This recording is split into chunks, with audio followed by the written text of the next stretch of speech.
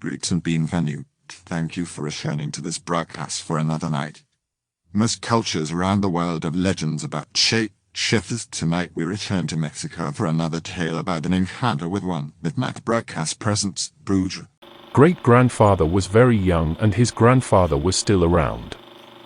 Village was under some corruption of sorts.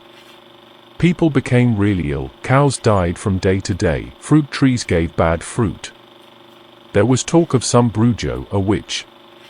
In most Mexican law you would hear that the witch was some person from the village who took up evil powers, much like Navajo skinwalkers. Above the village there was some wild vulture, the people called them zopilotes. Everyone knew that had to be the Brujo. In the following weeks the bad stuff started to happen and the vulture started appearing, flying over the villages and sometimes getting inside the houses. It had this near-human mocking laugh like haw haw haw that it gave whenever something bad was found out. My great-grandfather's father caught on quick and knew something had to be done. He would observe it flying and whenever it came down he would lunge at it with a machete.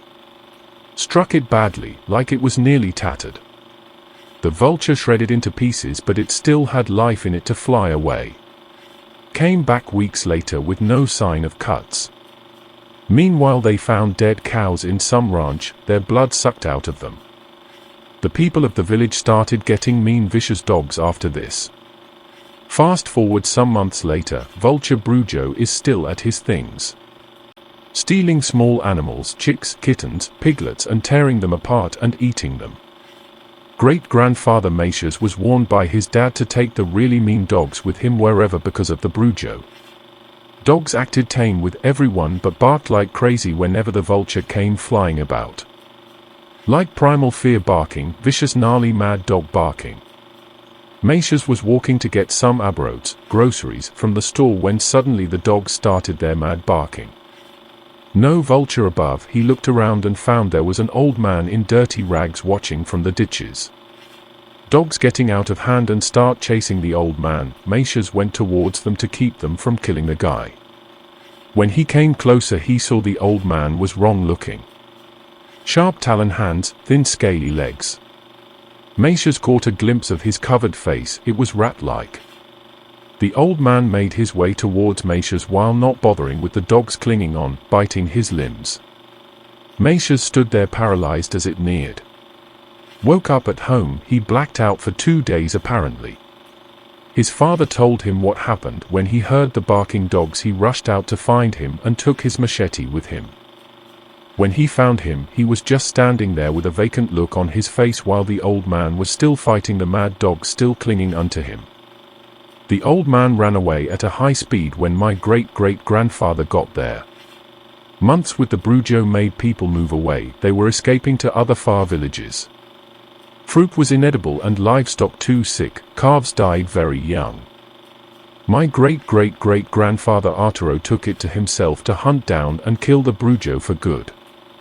It took a week of spotting and trailing after the Brujo by watching the vulture flying miles about.